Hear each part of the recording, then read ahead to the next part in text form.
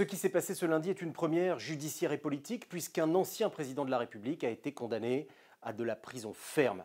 Par le passé, Jacques Chirac avait lui aussi été condamné, mais uniquement à de la prison avec sursis. C'est pourquoi, oui, cette condamnation est intervenue comme un séisme, un événement majeur.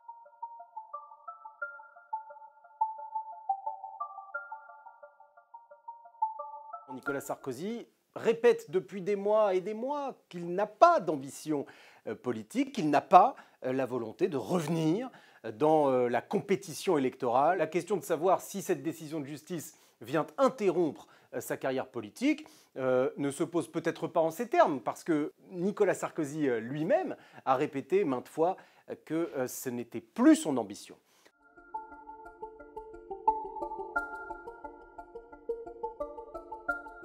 Ceci étant posé, beaucoup de responsables chez LR, parmi les plus proches de Nicolas Sarkozy, ont alimenté ces dernières semaines l'idée que Nicolas Sarkozy pouvait être un recours dans la perspective de 2022. Cette idée a effectivement du plomb dans l'aile parce que c'est très compliqué d'être un recours, de se lancer dans une campagne présidentielle avec tout ce que cela comporte de coups durs et d'adversité lorsqu'on est poursuivi par la justice, lorsqu'on est condamné par la justice.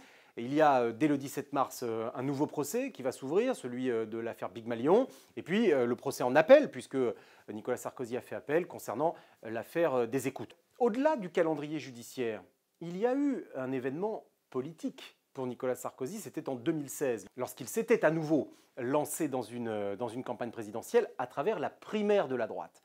Et là, le peuple de droite s'était, on s'en souvient, déplacé en masse, et avait placé l'ancien président de la République en troisième position, derrière François Fillon et Alain Juppé. Au fond, c'est peut-être cette équation politique qui est plus intéressante à regarder et qui est plus déterminante si on se pose la question d'un avenir éventuel politique de Nicolas Sarkozy sur la scène française. Enfin, l'ancien chef de l'État a prévu de s'exprimer dans le journal de 20h de TF1 ce mercredi soir. La question lui sera sans doute posée à nouveau et nous écouterons et nous observerons sa réponse.